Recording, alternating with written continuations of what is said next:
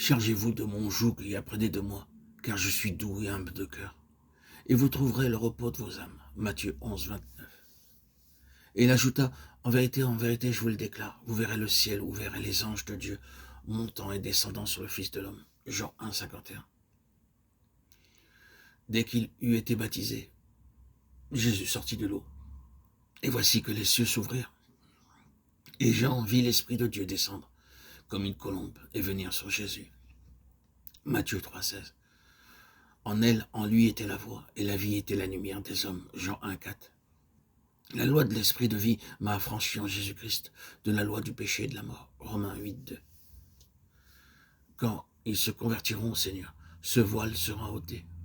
Or le Seigneur est l'Esprit, et là où est l'Esprit du Seigneur, là est la liberté. Et nous tous qui, le visage découvert, contemplons comme dans un miroir la gloire du Seigneur, nous sommes transformés à son image, de gloire en gloire, par l'action de l'Esprit qui est Seigneur. 2 Corinthiens 3, 16, 18.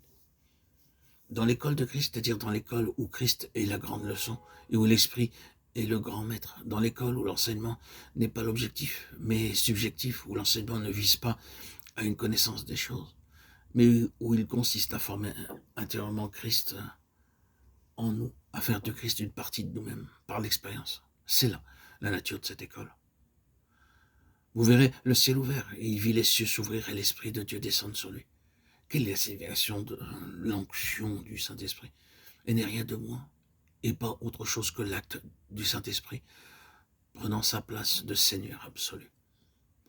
L'onction entraîne avec elle la souveraineté absolue du Saint-Esprit, de l'Esprit comme Seigneur. Cela signifie que toutes les autres seigneuries ont été déposées et mises de côté.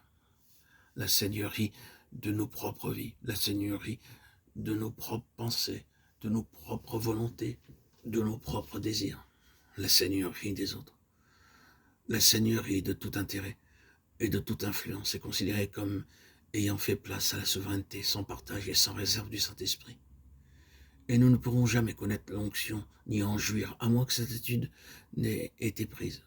C'est pourquoi le Seigneur Jésus descendit dans les eaux du Jourdain, dans une mort et un ensevelissement symbolique, pour prendre la place de l'homme, tout en étant son représentant, et n'être plus à aucun égard, et à partir de ce moment sous le gouvernement de sa propre vie dans l'accomplissement de la volonté de Dieu, mais pour être entièrement et absolument soumis à l'Esprit de Dieu dans tous les détails. La tombe du Jourdain implique la mise de côté de toute seigneurie indépendante, de toute autre seigneurie, de toute autre influence. Et si nous lisons la vie spirituelle de Christ dans les évangiles, nous verrons que cette position fut bien celle qu'il accepta à chaque instant.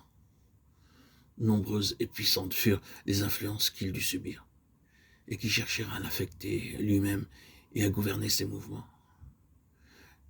C'est parfois toute la force de l'assaut direct et ouvert de Satan qui veut le convaincre à faire certaines choses nécessaires pour sa cause ou pour la continuation de sa vie physique.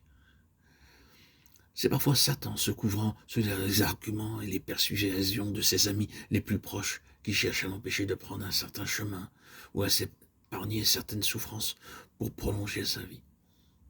C'est de diverses manières et dans toutes les directions que des influences cherchent à s'exercer sur lui. Et les conseils qui lui sont donnés par les siens semblent être si bons